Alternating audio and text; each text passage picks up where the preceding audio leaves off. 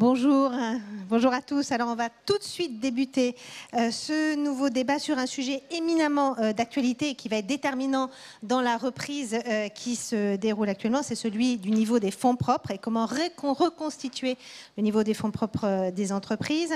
Et c'est là qu'on va voir un peu les stigmates de la crise. Alors comment flécher l'épargne des Français vers les entreprises? Quel rôle pour les marchés financiers, pour les banques, pour les assurances et pour l'État? Et donc, nous allons évoquer tous ces sujets dans l'heure qui vient. Et je remercie nos 4 débatteurs que je vous présente. Donc, Patrice Moreau, donc vous êtes président de PwC France et Maghreb. Stéphane Boujna, vous êtes directeur général et président du directoire d'Euronext. Éric Lombard, donc vous êtes directeur général du groupe Caisse des dépôts.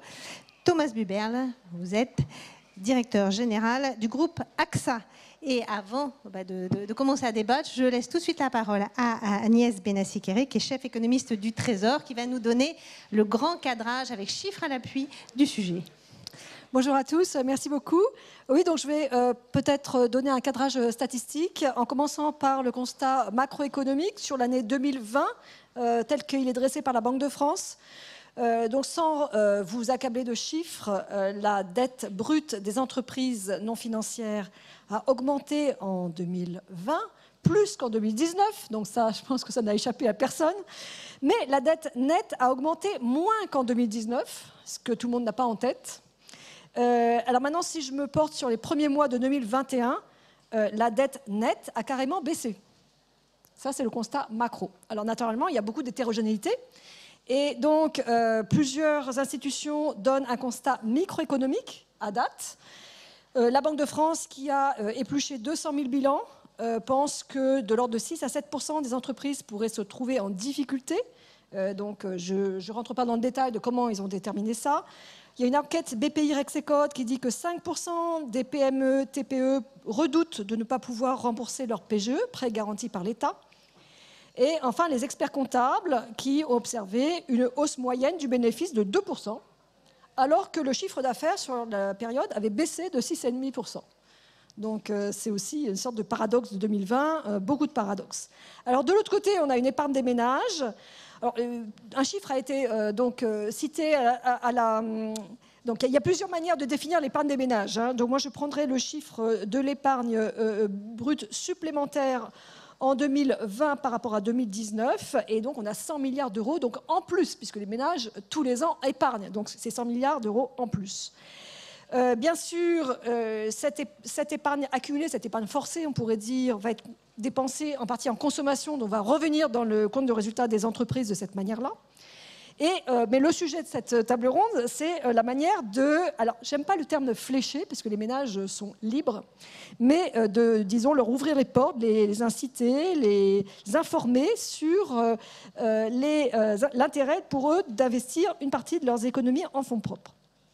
Je voudrais aussi signaler, parce que c'est une autre manière d'augmenter les fonds propres, c'est par les marges, par les bénéfices et donc les résultats des entreprises. En sortie de crise, les marges des entreprises seront augmentées par rapport à l'avant-crise. Je mets de côté la bascule du CICE.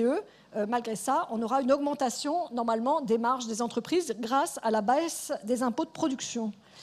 Alors maintenant, si on se concentre sur les fonds propres, je vais dire juste 2 choses. Une, il y a avec la loi Pacte donc une grande rénovation des instruments de fonds propres qui est donc un meilleur attrait, une meilleure adaptation à une distribution de ces instruments.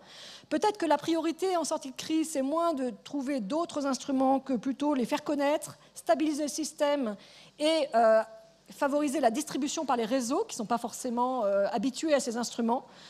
Et puis, par ailleurs, la deuxième chose que je voudrais dire, c'est que ce qui importe, ce n'est pas tellement forcément d'avoir plus de fonds propres, c'est d'avoir un bilan rééquilibré avec un ratio de dette qui est abaissé. Et donc, il y a plusieurs manières de le faire. Une manière, c'est aussi de diminuer les dettes.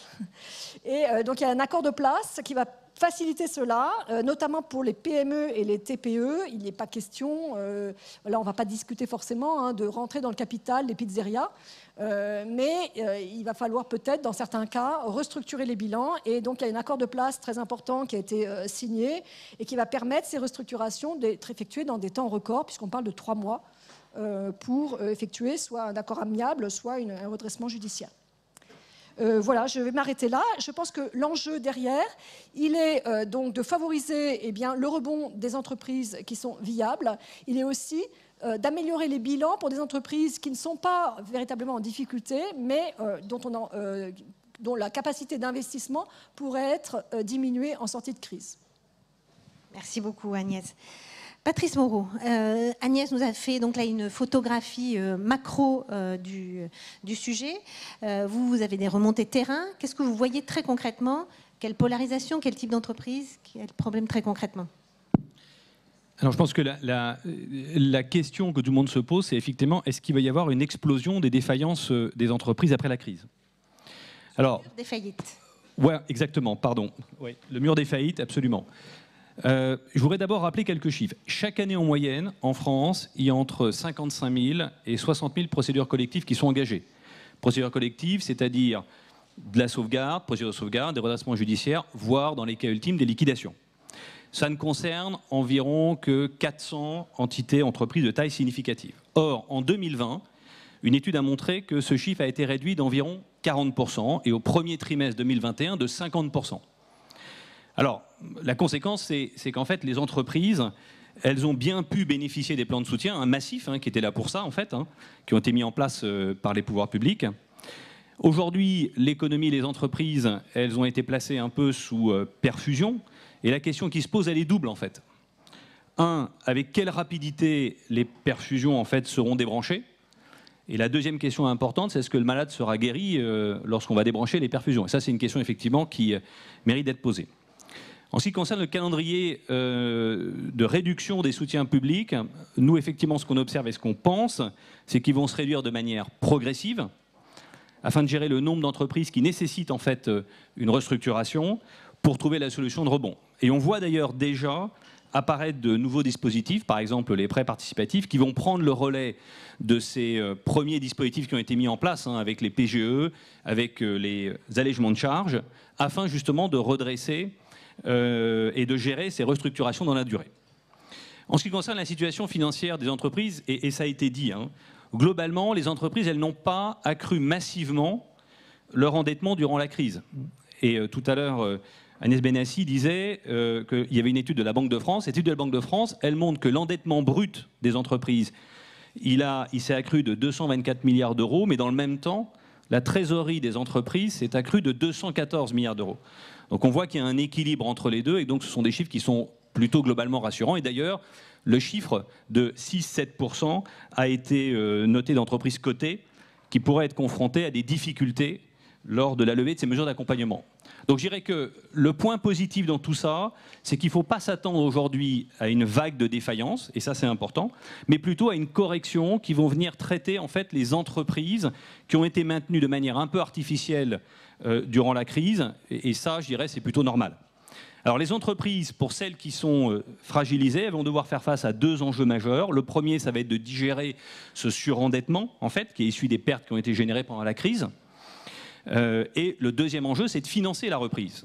Croissance du besoin en fonds de roulement, les investissements, les plans d'action, d'amélioration, etc., alors que les caisses sont plutôt vides. Donc, nous, ce qu'on observe dans les différentes régions où on est implanté, c'est que les entreprises, elles ont besoin de ces fonds propres, et c'est d'autant plus important que les défaillances, elles se produisent en général, en majorité, lors de la reprise. Je voudrais rappeler que les défaillances, c'est l'une des étapes normales du cycle de l'économie.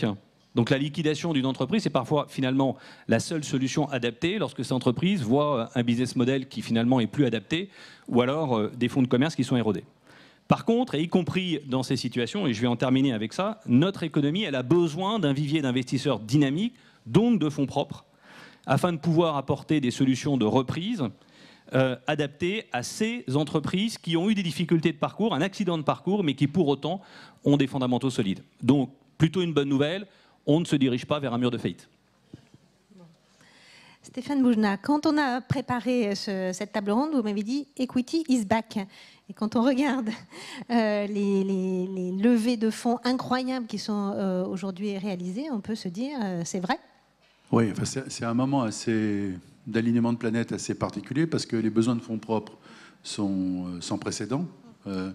après, il peut y avoir un débat sur les rendements attendus de ces fonds propres, mais les besoins de fonds propres sont sans précédent. Le nombre de projets avec des risques et des cash flows lointains et qui ne peuvent pas être financés par de la dette sont sans précédent. Les fonds propres sont abondants. La demande de fonds propres du prêt des investisseurs est abondante tout simplement parce que les fonds propres offrent, les investissements en fonds propres offrent un rendement très supérieur, ça a été dit, à tout ce qu'on peut trouver à taux fixe, puisque sur les instruments de taux fixe, comme beaucoup de gens le répètent toute la journée, dans le meilleur des cas, votre rendement est zéro et le plus souvent, après inflation et frais de gestion, ce sont des rendements négatifs.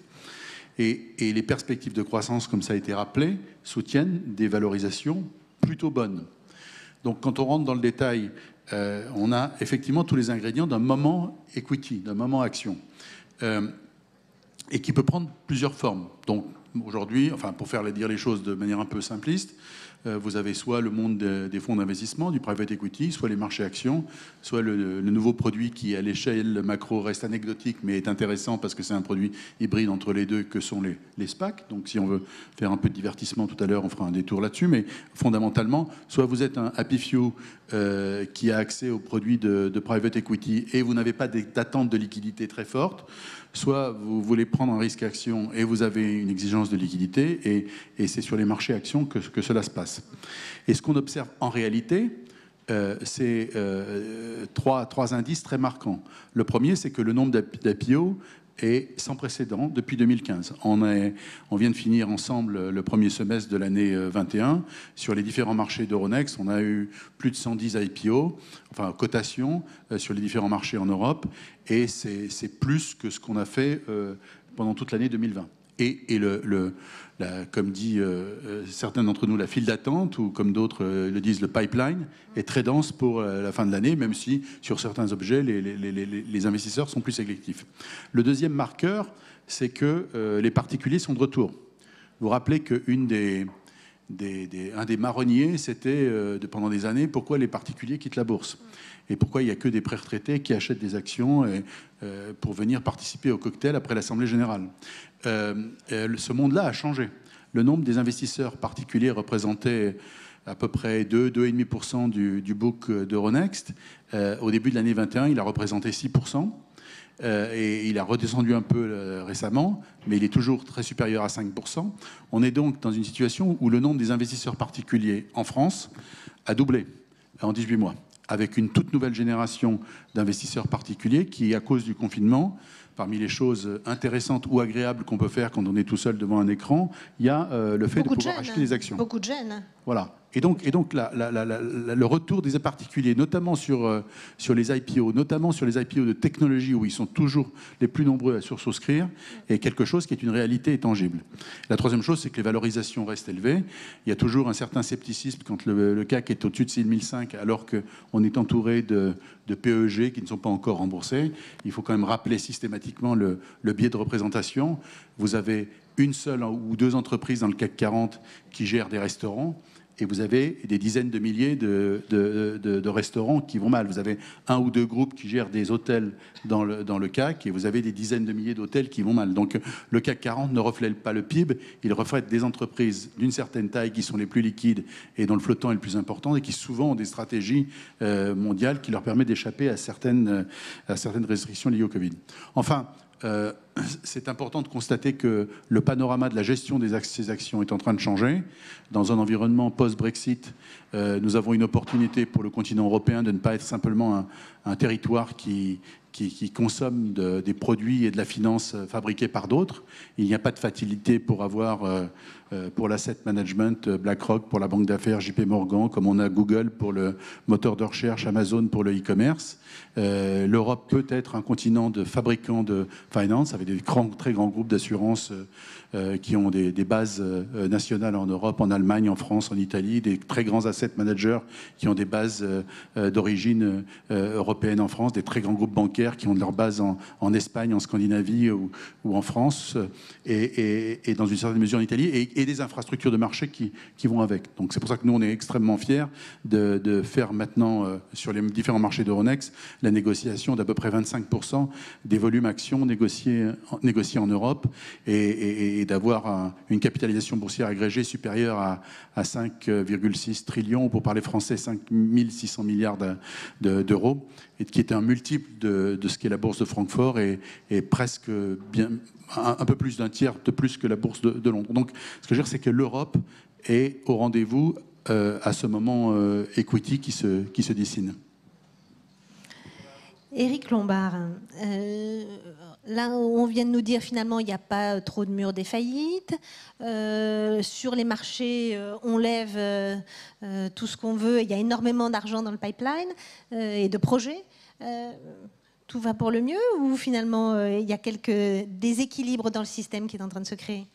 On a une bonne nouvelle et deux problèmes difficiles dont l'un est grave. La bonne nouvelle, c'est ce qui vient d'être dit, les entreprises vont bien, l'épargne est extrêmement abondante. C'est vrai que grâce à la politique de la BCE, on trouve dans le plan de relance de la Caisse des dépôts, 26 milliards d'euros en fonds propres, mais les fonds d'investissement ont beaucoup d'argent à investir, donc le capital est là. Les deux difficultés, il y en a une qui est simple, l'autre qui est complexe. Celle qui est simple, c'est quand même la réticence que nous avons dans notre pays, qu'ont les entrepreneurs à ouvrir leur capital. Parce que souvent, les entrepreneurs disent « non, mais c'est vrai qu'on accumule du résultat et on va reconstituer notre capital, mais ça peut mettre des années. » Or, il y a urgence. Et donc, il faut qu'on puisse convaincre les entrepreneurs d'ouvrir leur capital pour accueillir leur capital des investisseurs de long terme qui, évidemment, peuvent accompagner leur projet d'entreprise. Et là, on a un sujet qui peut être un accélérateur de croissance. Et puis, le sujet qui est le plus important est le suivant. C'est la question de la transition écologique. Une table ronde tout à l'heure parlait de la nécessaire transformation massive de notre économie. La transition écologique et énergétique, ça demande des investissements massifs. Parce qu'il faut changer toute notre génération d'énergie, passer en énergie renouvelable, ou si on reste dans le nucléaire, renouveler les centrales nucléaires, mettre de l'éolien, mettre du solaire, de l'hydrogène, investissement massif. Changer tous les transports. Transport public, qu'il faut passer à l'hydrogène, ce que font d'ailleurs toutes les villes. Passer des voitures diesel ou thermiques à la voiture électrique. Transformer tous nos bâtiments, logement social, logement privé, les bâtiments tertiaires et administratifs, les usines, et puis changer la façon de fabriquer, de produire, pour être dans le zéro carbone. Il faut des investissements massifs qui, aujourd'hui, ne sont pas là. Et en réalité, il y a une autre nécessité liée à la transition écologique, c'est que cette transition écologique, elle est assez coûteuse. La personne qui va acheter des légumes bio produits en boucle courte, c'est plus cher. Les produits fabriqués plus près, ça peut être plus cher. Donc on a deux impératifs. Investir plus, transférer du pouvoir d'achat, plus de pouvoir d'achat, notamment aux salariés. Et dans l'équilibre économique actuel, ça ne passe pas. Parce que dans l'équilibre économique actuel, l'investisseur demande 8% de rendement. Et à 8% de rendement, il n'y a pas assez d'investissement pour faire tout ça. Il n'y a pas assez d'investissement pour équilibrer le partage entre le capital et le travail. Pardon de parler de sujets simples, mais si on parle de capital, il faut aussi parler de ça. Il n'y a pas assez d'investissement pour que la transition écologique se fasse dans l'urgence qui est la nôtre. Vous avez vu le dernier rapport du GIEC. C'est aujourd'hui qu'il faut s'y mettre. On aurait dû d'ailleurs s'y mettre hier. Mais donc, il faut aller très vite. Et là, on est dans un sujet qui est difficile. Parce que baisser le coût du capital, ça génère effectivement beaucoup plus de projets, mais le coût du capital, il est déterminé par les investisseurs, et les investisseurs, ils demandent ce que demandent leurs clients. Aujourd'hui, ils demandent 8%, ce qui est baroque, parce qu'on a appris dans les écoles, pour les plus anciens d'entre nous, qu'il y avait de l'ordre de 4% de marge entre les taux longs et le taux de rendement attendu. Là, les taux longs sont à 0. Pourquoi est-ce qu'on demande du 8 ? Le formuler comme ça, c'est vraiment montrer le problème macroéconomique que nous avons dans le monde entier, dans le monde occidental. On ne peut pas demander du 8% de rendement sur le capital alors que l'investissement obligataire est à 0. Et probablement, d'ailleurs, les deux sont liés. Donc, le nécessaire ajustement pour établir l'équilibre dans la force, comme dirait Yoda, c'est que les investisseurs qui sont très investis dans la transition écologique et qui ont compris qu'il fallait changer leur modèle en responsabilité sociétale et environnementale, ils acceptent aussi de changer leur modèle sur le rendement attendu. Et ça, c'est une prise de conscience qui, à mon avis, est beaucoup moins engagée, même si certains économistes commencent à défendre ce point de vue. Voilà en introduction. Merci. Thomas Buberl, je sais que vous êtes d'accord avec ce qui vient d'être dit, mais bon, alors, vous n'êtes pas qu'un assureur, vous êtes aussi un financeur de l'économie, financeur sur la transition. On en a beaucoup parlé ensemble quand on a préparé ce débat. Comment ça se passe en fait, et comment on reboucle avec la question du financement, de la reconstitution des fonds propres?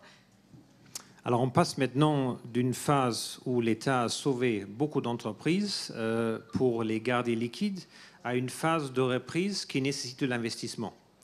L'assureur est typiquement une institution qui est très active dans l'investissement et par le biais de réglementations aujourd'hui même plus active que quelques banques dans l'investissement. Et j'aimerais vous rappeler des exemples très concrets. C'est ce qu'on a fait avec AXA pendant la crise et aussi maintenant. Au milieu de la crise, on a lancé un fonds de 500 millions qui était vraiment pour financer des investissements des entreprises. Et c'est quelque chose de très tangible, une nouvelle machine, un nouveau bureau, recrutement des gens. Et là, on a beaucoup de preneurs et par hasard, Eric, aussi pas mal d'entrepreneurs qui sont prêts à ouvrir leur capital. Deuxième sujet, on a, comme Agnès l'a dit, participé à 2 milliards sur les 14 milliards des prêts participatifs pour vraiment créer du financement dans la durée après cette crise. Et il y a juste 2 semaines, on a lancé un autre fonds de 500 millions qui s'appelle Pipite et Territoire pour vraiment focaliser sur les investissements sur place. Ça veut dire l'assureur est là pour financer, pas uniquement pour assurer. Et ça se fait par la collecte de l'assurance vie. La France est un pays très très fort dans l'assurance vie. Et si je regarde notre clientèle, on a toutes les Françaises et les Français dedans. Ça veut dire que c'est leur contribution à financer leurs entreprises et aussi leur tissu local. Et c'est pourquoi, pour moi, c'est très important que cette épargne donne du sens aux Français, qu'ils financent leurs entreprises. Et aujourd'hui, on a des produits qui sont vraiment dédiés à ça, qui génèrent des rendements attractifs pour que la proposition de l'assurance vie reste quelque chose de très important. Bien évidemment, nous avons l'expérience et l'expertise pour le financer, mais, et c'est peut-être un sujet sur lequel on va revenir plus tard, il faut aussi que les règles prudentielles marche dans le sens que c'est soutenu et dans le futur beaucoup plus soutenu parce que l'État est quand même arrivé à quelques barrières de la masse financière qu'il peut faire encore. Ça veut dire que les acteurs privés doivent prendre plus de place. Et doivent prendre plus de place dans quoi? À mon avis, il y a 3 grands sujets auxquels il faut financer. Le premier, c'est certainement la transition climatique. Eric vient de le dire. C'est l'enjeu majeur qu'on a. Ça nécessite des investissements énormes. Là aussi, l'assureur peut aider, l'assureur veut aider dans la partie l'investissement. Le deuxième sujet qu'on a, et ça c'est certainement clé et clair pour tout le monde après cette crise, c'est la question de la santé et la question du digital. On voit que les coûts de santé augmente beaucoup plus que le PIB, il faut qu'on trouve des solutions beaucoup plus simples, beaucoup plus confortables pour qu'on puisse mieux maîtriser les coûts. Et un dernier sujet qu'on oubliait souvent, c'est à mon avis la souveraineté. On a quand même vécu une période dans laquelle d'autres géographies ont fait beaucoup plus pour le financement de la souveraineté de son pays, de sa région.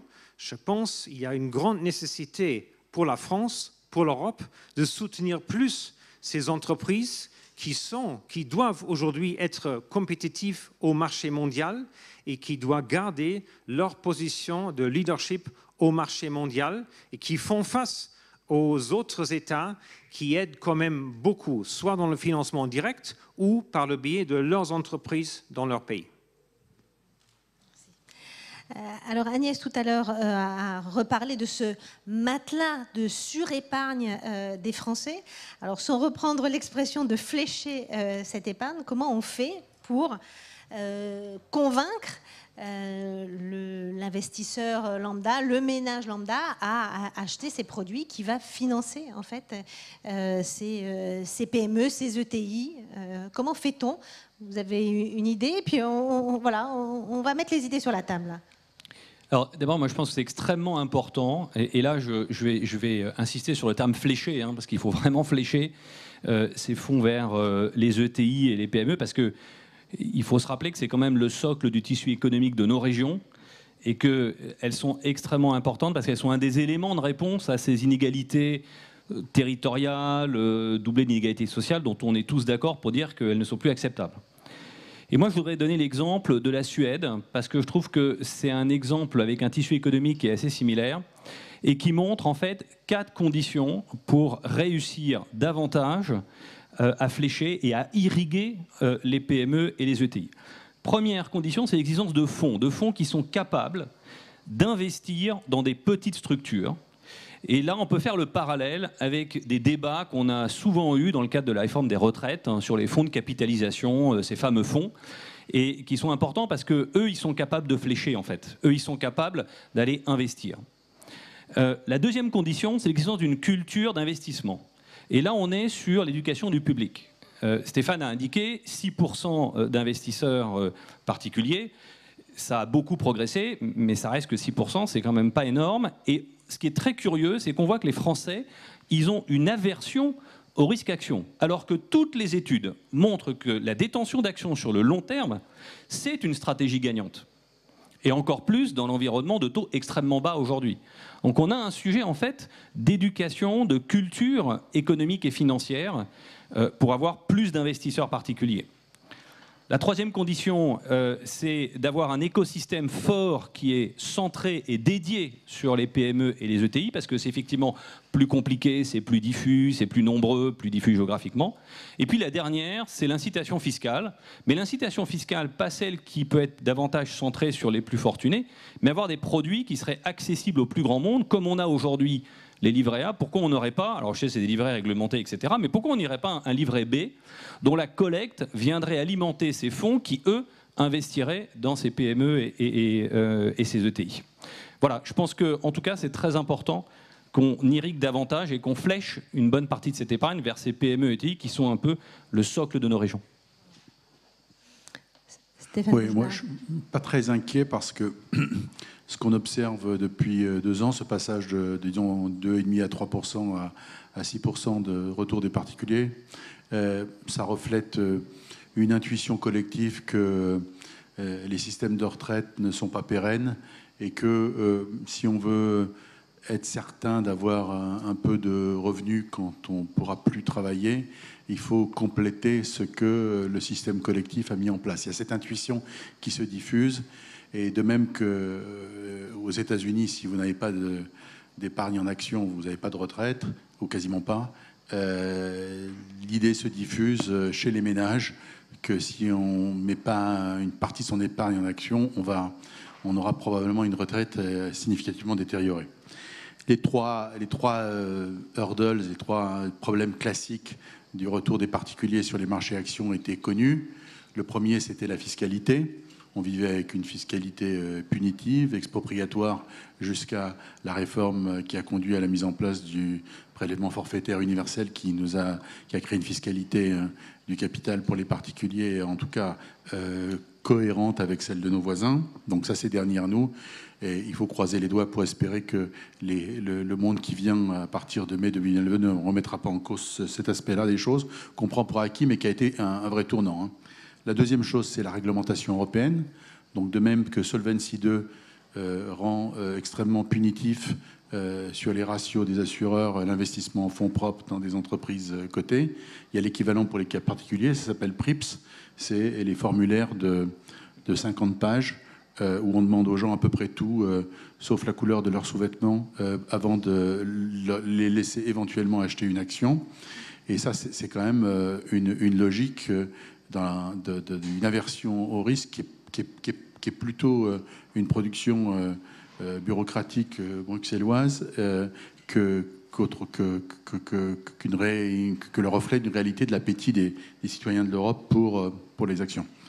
Et la troisième chose, elle est plutôt industrielle, c'est que quand pendant 20 ans, 30 ans, on renonce à vendre dans les agences, dans les réseaux bancaires des actions, parce que c'est tellement facile de vendre des contrats d'assurance vie, quand les équipes de gestion peuvent arriver au bureau le matin, acheter des taux d'État qui livrent du 3 à 4%, et puis aller prendre un verre après, alors que c'est un monde qui n'existe plus. En fait, l'investir en action, c'est beaucoup de travail. C'est plus compliqué, ça prend plus de temps que d'acheter des taux. Et là, il y a eu une espèce de déperdition de tout le savoir-faire industriel de la gestion des risques actions dans beaucoup de gestions.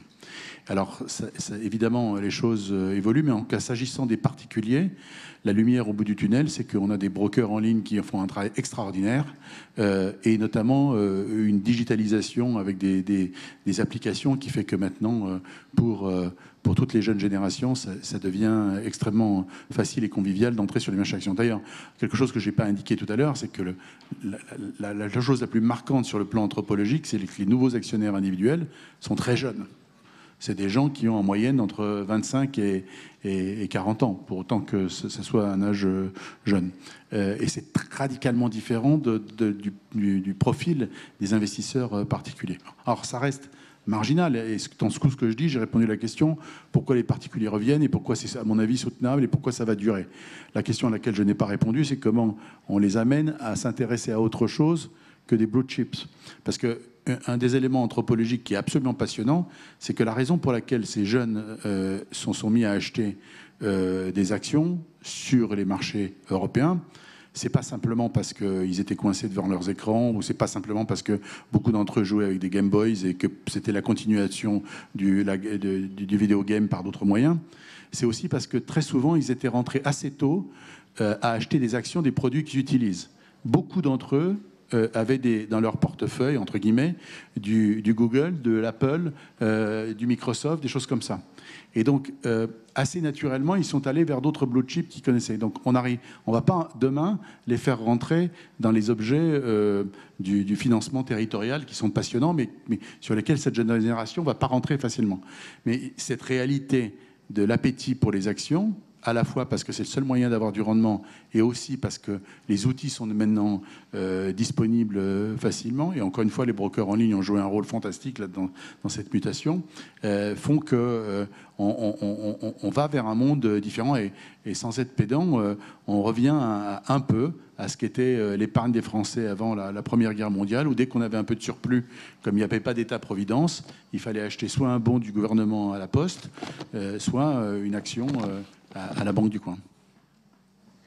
Éric Lombard, comment on fait pour séduire les parents des gamins qui sont sur eToro, mais alors eux, pour acheter des produits plus structurés? Non, mais je crois qu'il faut être réaliste. D'abord, on y arrive mieux et on a fait une opération intéressante avec BPI France. On a mis à disposition des réseaux d'épargne le portefeuille d'investissement en actions de BPI France au travers de produits très diversifiés parce que c'est vraiment des tranches d'investissement. C'était un grand succès. On va recommencer. Donc, effectivement, c'est plus de travail. Les réglementations européennes sont très compliquées pour vendre des actions dans les réseaux, mais il faut s'y mettre.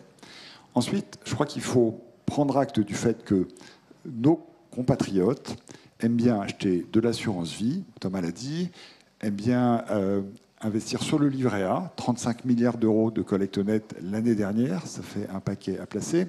Et donc, nous qui avons cela sur nos bilans, la caisse pour le livret A, les assureurs pour l'assurance vie, on ne peut investir en actions qu'à mesure que la réglementation nous le permet.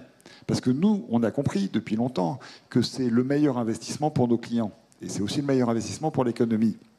Et donc, là, je pense que, évidemment, on dit tout ça depuis des années sans aucun succès. Mais enfin, il faut persévérer. Il faudrait que la réglementation européenne aligne les intérêts des assurés et des épargnants qui ont intérêt à investir en actions, l'intérêt de l'économie qui demande que les institutionnels investissent en actions.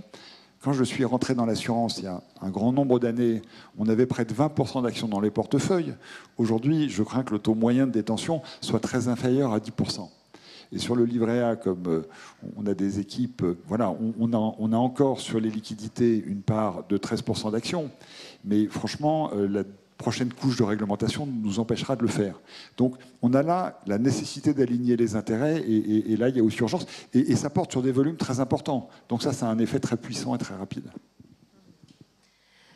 Thomas Buberl, un appel aussi à revoir Solvency II. Vous aviez commencé à en parler tout à l'heure. Oh, c'est en train d'être revu. Et je trouve que c'est bien si on a vécu dans un système maintenant pendant 10 ans, il faut le revoir. Mais la question est comment on le revoit. Est-ce qu'on le revoit à fond en regardant chaque paramètre et en voulant vraiment changer tout? Ou est-ce qu'on se dit non, je me focalise sur les sujets qui ne marchent pas? Et je pense que cette deuxième approche est à mon avis l'approche la plus pragmatique qui est malheureusement pas pratiquée au niveau européen aujourd'hui. À mon avis, et Eric vient de le dire, il faut vraiment que la révision de Solva II s'aligne avec les objectifs politiques qu'on a, qui est comment on peut financer la transition énergétique, parce qu'il n'y a pas des flux supplémentaires. Il faut rediriger les flux existants. Ça se fait uniquement si on change les paramètres pour que plus d'argent puisse être mis sur le financement des PME, des ETI et certainement aussi de la transition verte. J'espère que ça va se faire. Certainement, la France est aujourd'hui un État qui est assez dominant et assez puissant sur ce sujet. Mais je pense qu'il y a aussi une autre question qui est pourquoi est-ce qu'on a 100 milliards ou peut-être maintenant 140 milliards déjà fin juin? Parce qu'il faut que la confiance revienne. Les gens attendent, ils ont peur de ce qui se passe, ils ne savent pas encore est-ce que la crise est vraiment passée. Et c'est intéressant que les risques ont augmenté, mais l'aversion au risque a aussi augmenté. Et ça ne va pas dans la durée.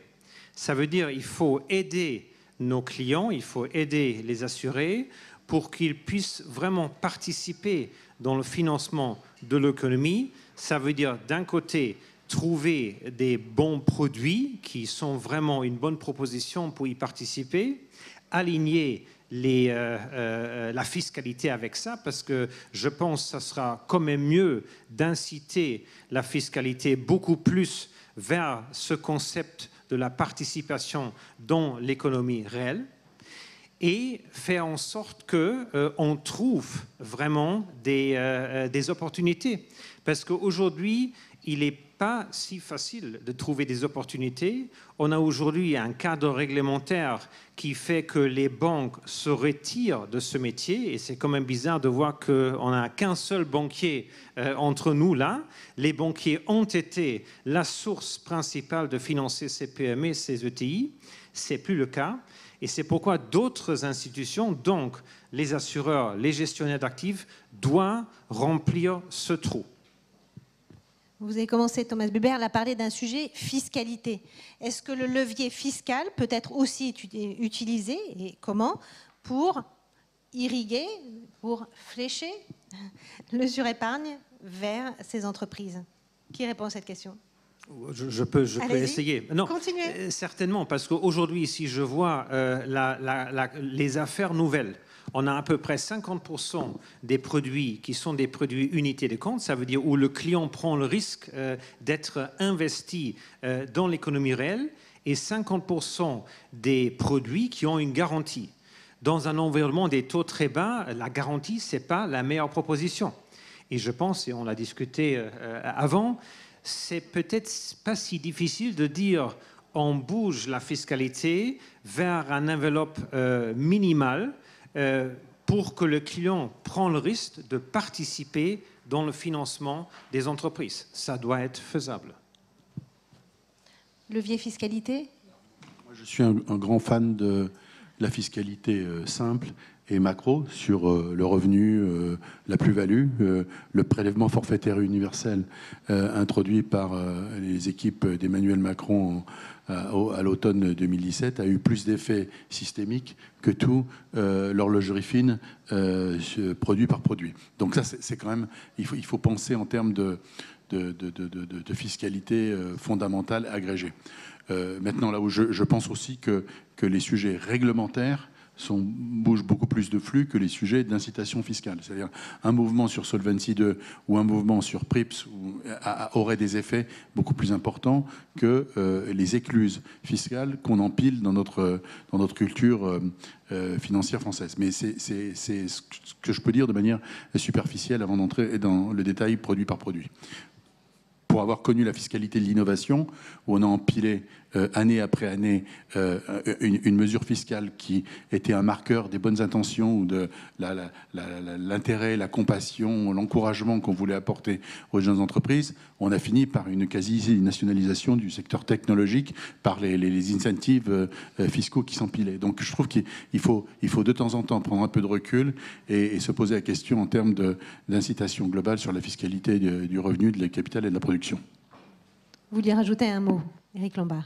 Non, je suis fondamentalement d'accord. Je pense qu'il faut garder une fiscalité stable dès lors que ça donne un certain équilibre et que c'est compétitif par rapport à nos concurrents et que le levier fiscal, il est antinomique de la pédagogie dont on a besoin. En fait, si l'intérêt des Français à long terme est d'investir plus en actions, et on en est convaincu autour de cette table, dans ces cas-là, cet intérêt devrait suffire sans qu'il y ait d'avantage fiscal particulier. Voilà, donc un peu de stabilité, une vision longue, ça nous changerait. Peut-être un dernier point, on a parlé de changement de culture là, des investisseurs particuliers. À un moment, je crois que c'est vous, M. Moreau, qui avez parlé de changement dans l'attitude des chefs d'entreprise, dans la capacité à ouvrir leur capital, des PME et des ETI. Est-ce que ça, c'est quelque chose qui est durable ou c'est juste phénomène lié à la crise? C'est Éric Lombard qui faisait ce commentaire et moi je suis tout à fait d'accord avec lui. C'est-à-dire qu'il y a à la fois une certaine réticence, en France en tout cas des chefs d'entreprise, à ouvrir davantage leur capital. Et en même temps, je pense qu'aujourd'hui, et plutôt dans les jeunes générations, une envie et une compréhension sur le fait que seul et sans plus de fonds propres, finalement on stagne. Et donc ce changement culturel, nous on commence à l'observer de plus en plus dans les échanges qu'on a avec les dirigeants, dans les échanges qu'on a aussi avec toutes ces jeunes générations, et on en a parlé à d'autres occasions sur toutes les licornes en fait. Et on voit qu'aujourd'hui, il y a un vrai changement de fond sur ces sujets. Donc c'est pour ça qu'il faut mettre beaucoup plus de capital et de fonds propres sur ces PME et ETI. Éric Lombard. Il y a des facteurs qui sont rassurants et je dirais même enthousiasmants. Qualité, évidemment, je vais souvent voir ce qui se passe dans les quartiers. Hier, on était avec la ministre de la Ville dans les quartiers nord de Marseille. Bon, contrairement à l'image que ça peut avoir, dans les quartiers nord de Marseille, il y a un incubateur qui incube des jeunes entreprises qui sont fondées par des personnes qui viennent de ces quartiers, qui ont été élevées, qui ont été éduquées. Et notamment, on a vu une jeune équipe qui avait un projet agroalimentaire qui était déjà dans une phase industrielle et qui allait lever des fonds. Donc, le fait que, par ailleurs, on ait, et Stéphane l'a dit, ces jeunes générations qui ont une vision beaucoup plus moderne de la façon de développer une entreprise, ça, c'est quand même très positif et il faut développer ça. Je voulais juste faire un commentaire sur le fait que tout ça, ça marche dans un écosystème d'une industrie de l'investissement dans les fonds propres. C'est-à-dire, bien sûr, il y a la fiscalité, bien sûr, la réglementation, bien sûr, il y a les rendements et les préférences, il y a les intuitions sur la retraite. Mais à la fin, c'est plus compliqué et ça demande plus de travail d'investir en actions que d'investir dans des taux. Et ça demande l'intervention de plus de personnes, notamment la recherche, les analystes. Et donc, une des raisons pour lesquelles c'est compliqué aujourd'hui de faire migrer des gestions vers les fonds propres, c'est qu'il y a des tours de main qui ont disparu. Il y a des modèles économiques sur la recherche qui créent des désincitations à investir ou qui tuent la rentabilité de la production d'analyse et de recherche, sans lesquelles les investisseurs sont simplement aveugles. Donc, je ne sais pas pour empiler les problèmes, pour dire que comme c'est le problème de tout le monde, c'est le problème de personne. C'est juste pour dire que quand on a touché ces choses-là, il y a quelques sujets très très industriels et presque managériaux et presque de base. C'est où trouver les 5 ou 6 personnes qui vont se plonger sur un segment particulier du marché action, s'intéresser à cela, comment on va les payer, comment on va pouvoir les payer dans le long terme avant que les flux de trading soient là. Et ça, c'est des sujets d'écosystèmes auxquels il faut répondre et auxquels on se heurte assez facilement. Moi, je suis assez confiant parce qu'à la fin, quand les flux deviennent significatifs, tout le monde y trouve son compte. Il y a quelques verrous réglementaires qui doivent être traités, mais il ne faut pas sous-estimer ce que c'est. Je prends un exemple. Dans les agences bancaires, il n'y a plus de titres rares. Autrefois, avant la gestion mutualisée, il y avait des gens dans les agences qui vous disaient prenez du Saint-Gobain, prenez de l'Indo-Suez, prenez etc. Et du France Télécom. Ce métier n'existe plus. Il y a quelques réseaux d'agences bancaires qui se disent tiens, peut-être que, puisqu'on cherche à trouver des moyens ou des raisons de faire revenir les gens dans les agences parce qu'ils font tout en ligne, peut-être que ce métier-là pourrait être pertinent, j'en sais rien. Mais en tout cas, il y a des compétences qui se sont évaporées et dont il faut retrouver l'expression dans un nouveau monde digital. Une question. Une question, s'il y en a quelqu'un. Pas de question ? Bon, eh bien, on va terminer. Le mot de conclusion à Agnès, évidemment. Conclusion très rapide. Merci beaucoup. Moi, j'ai appris beaucoup de choses. Alors, première conclusion, pas de mur des faillites, même s'il y aura une augmentation des faillites. Il faut toujours rappeler que les faillites, ça fait partie de la vie des affaires. C'est la régénération du tissu productif. Et c'est particulièrement fréquent... Non. Et que les faillites, c'est une partie de la rotation, qu'il y a beaucoup de gens qui arrêtent leur commerce, arrêtent leur restaurant volontairement. Et donc, ce n'est pas parce que le restaurant en bas de chez vous ferme qu'il a forcément fait faillite. Donc, il faut se méfier d'un effet d'optique. En tout cas, il y en aura de nouveau et ce n'est pas quelque chose d'inquiétant a priori. Maintenant, la deuxième conclusion, c'est qu'on pourrait avoir une sorte de moment equity, pour reprendre l'expression de Stéphane, mais plutôt côté demande, plutôt côté des épargnants. Une sorte de changement de modèle en cours qui déjà frémissait avant la crise et qui pourrait être accentué, et un rajeunissement qui est quelque chose de tout à fait intéressant. Côté de l'offre, du côté des entreprises, c'est moins évident. On a mentionné les 10 réticences à ouvrir le capital. On a mentionné le fait qu'il y a des distorsions liées à la liquidité qui font que les rendements sont très élevés et donc c'est très cher. Donc ça, c'est un point. Donc, sur les solutions, quatrième point, sur les solutions, ont été mentionnées livret B. Donc là, il faudrait peut-être vérifier que le livret B n'existe pas en vrai sous un autre nom.